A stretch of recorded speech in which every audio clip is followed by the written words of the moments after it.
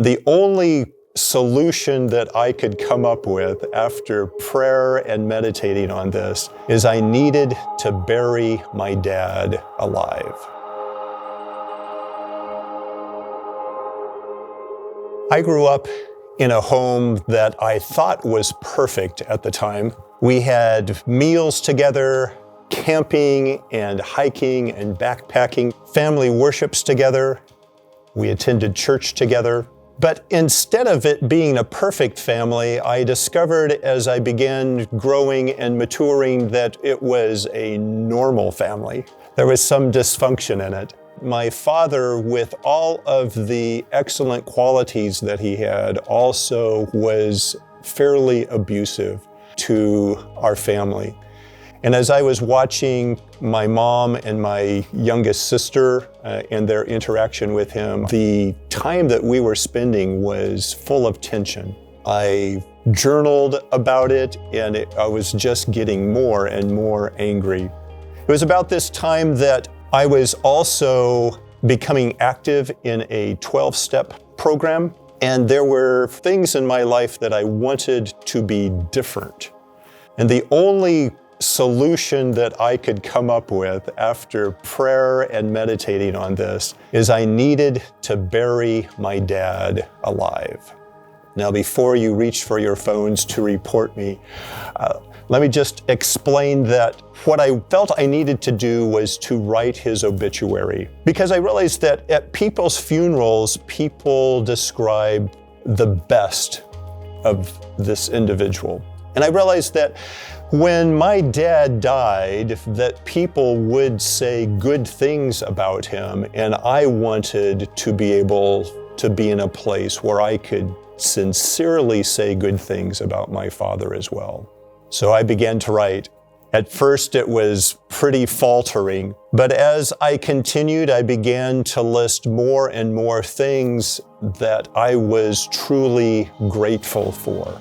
I realized that he had shared so much of his love and experience in music with me. I had many, many good memories of making music with my dad and my family. I began to remember all of the summer outings that my dad and I took just by ourselves. We enjoyed mountaineering together, whitewater canoeing, rock collecting. I looked at his spiritual life and how dedicated and consistent he was.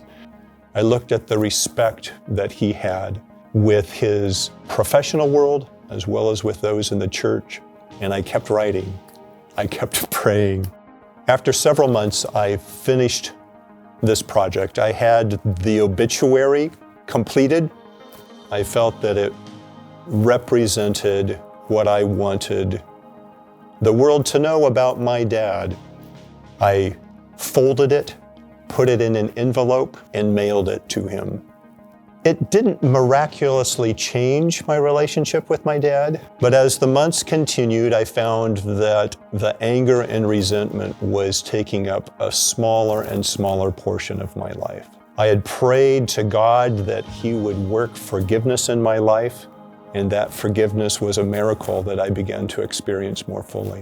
It was back in January of 2015 that my sisters and I were called home because my dad had a terminal diagnosis of liver cancer. And we were able to be with him. He lived for just about a month following his diagnosis. But those last weeks that we were with him were filled with joy, with appreciation, and we could experience the full forgiveness that God had promised to my dad and I. Neither of us were perfect people.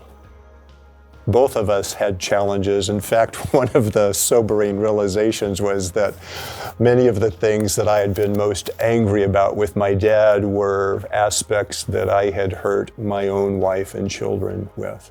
So it gave me an opportunity to address those shortcomings with my immediate family as well. But through this experience of realizing that God's grace interacts with us as imperfect people.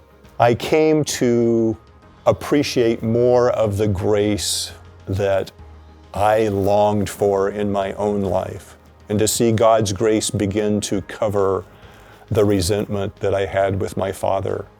I am so grateful for his love and generosity, my heavenly Father as well as my earthly father. Paul talks in Colossians that while we were enemies, God worked reconciliation in our lives. The relationship that I've had with my dad is one where I have come to see that promise fulfilled very specifically in my life. And I'm so grateful for him for this. My name is Steve McHan, and this is my story.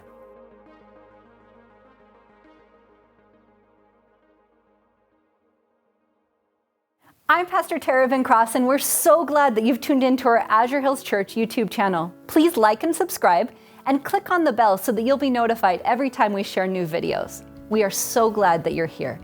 Until next time, please know that we're praying for you as you continue to be a voice of hope.